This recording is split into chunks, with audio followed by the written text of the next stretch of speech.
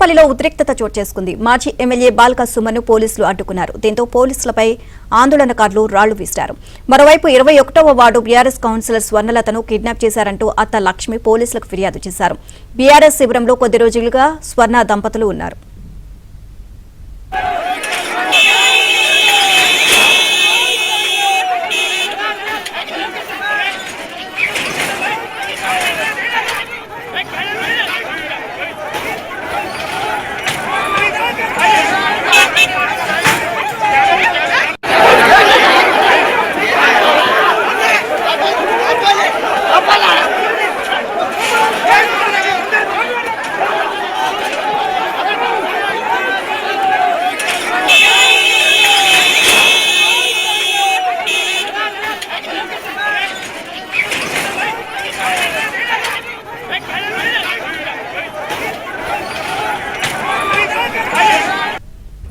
క్యాతనపల్లిలో ఉద్రిక్తత చోటు చేసుకుంది. మాజీ ఎమ్మెల్యే బాల్కా సుమన్ను పోలీసులు అడ్డుకున్నారు. దీంతో పోలీసులపై ఆందోళనకారులు రాళ్లు విసిరారు. మరోవైపు 21వ వార్డు బీఆర్ఎస్ కౌన్సిలర్ స్వర్ణలతను కిడ్నాప్ చేశారంటూ అత్త లక్ష్మి పోలీసులకు ఫిర్యాదు చేశారు.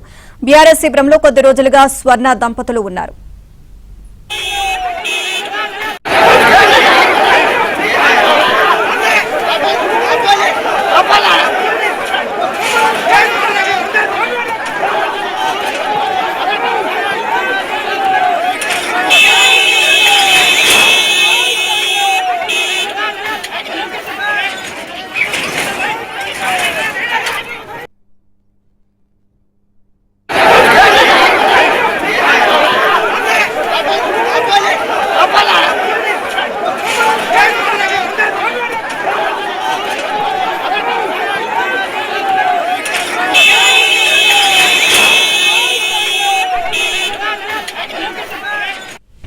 ఇదే అంశానికి సంబంధించి మరిన్ని అప్డేట్స్ మా కరెస్పాండెంట్ మాంతయ్య అడిగి తెలుసుకుందాం. మాంతయ్య, క్యాతనపల్లిలో ఉద్రిక్తత చోటు చేసుకుంది. మాజీ ఎమ్మెల్యే బాల్కా సుమన్ను పోలీసులు ఎందుకు అడ్డుకున్నారు? ఓవరాల్ గా సిచ్యువేషన్ అక్కడ ఏ విధంగా ఉంది?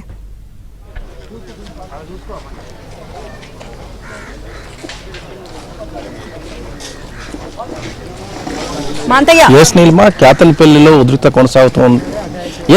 క్యాతనపల్లిలో టెన్షన్ వాతావరణం కొనసాగుతుంది. ప్రస్తుతానికైతే క్యాతనపల్లి మున్సిపాలిటీకి సంబంధించి అటు బీఆర్ఎస్ సిపిఐ కౌన్సిలర్తో పాటు అధికార పార్టీకి సంబంధించిన కాంగ్రెస్ సంబంధించి 7 కౌన్సిలర్లు, ఒక ఇండిపెండెంట్ కౌన్సిలర్, ఎక్స్ అఫిషియో ఓట్లున్న ఎంపీ, స్థానిక మంత్రి ఎమ్మెల్యే వివి వెంకటస్వామి కూడా లోనికి వెళ్లారు. లోపల ప్రమాణ స్వీకారంతో పాటు ఏదో ఎన్నికలకు సంబంధించిన ప్రక్రియ కొనసాగుతుంది.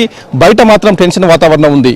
ఉదయం నుంచి కూడా ఏదైతే పోలీసులు భారీగా మోహరించారో, నిన్న చోటు చేసుకున్న పరిణామాల దృష్ట్యా పోలీసులు మొత్తం క్యాతనపల్లిని తమ అదుపులోకి తీసుకున్నారు. దాదాపుగా 500-600 మంది పోలీసులు ఈరోజు బందోబస్తులో ఉన్నారు. క్యాతనపల్లికి సంబంధించి ఆంక్షలు విధించారు. అటు బీఆర్ఎస్ కానీ ఇటు కాంగ్రెస్ కానీ స్థానికేతరులు ఎవరు కూడా ఇటువైపు రావద్దని చెప్పి ఆంక్షలు విధించిన పరిస్థితి కొనసాగుతుంది. అయితే ఈ రోజు బీఆర్ఎస్ కౌన్సిలర్లో కాన్వాయ్ లోనికి వస్తున్న క్రమంలో ఉద్రిక్తత చోటు చేసుకుంది. మరోసారి మంత్రి కాన్వాయ్, ఇటు బీఆర్ఎస్ సంబంధించిన కార్యకర్తల ఆందోళన, మంత్రి కాన్వాయ్ పై బీఆర్ఎస్ కార్యకర్తలు రాళ్లు రువ్విన పరిస్థితి. దీంతో పోలీసులు లాఠీలు జలిపించి పరిస్థితిని అదుపులోకి తీసుకొచ్చారు. మరోవైపు ఖచ్చితంగా కూడా కాంగ్రెస్ కు సంబంధించి అధికార కాంగ్రెస్ పార్టీ తమ కూటమిని విచ్ఛిన్నం చేసే ప్రయత్నం చేస్తుందని చెప్పి ఆరోపిస్తున్న బీఆర్ఎస్ సిపిఐ శ్రేణులు భారీ ఎత్తున కూడా ఇటువైపు వచ్చేందుకు ప్రయత్నాలు చేస్తా ఉన్నారు. దీంతో పోలీసులు అలర్ట్ అయ్యారు. మనం చూస్తున్నావచ్చు, ఇది క్యాతనపల్లి మున్సిపాలిటీ సమీపంలో ఉన్న రైల్వే ట్రాక్. ఈ ట్రాక్ మీదుగా భారీ సంఖ్యలో బీఆర్ఎస్ కార్యకర్తలు దూసుకువచ్చే అవకాశం ఉన్న నేపథ్యంలో పోలీసులు అలర్ట్ అయ్యారు.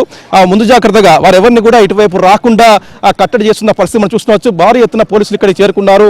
అటువైపు నుంచి వస్తున్న బీఆర్ఎస్ కార్యకర్తలందరినీ కూడా ఇటువైపు రావద్దని చెప్పి హెచ్చరికలు జారీ చేసిన పరిస్థితి మనం చూస్తున్నావచ్చు. ఏదైతే రైల్వే ట్రాక్ వైపు పోలీసులు బలగాలు ఏ విధంగా ఉన్నాయో మనం లైవ్ లో చూస్తుండవచ్చు.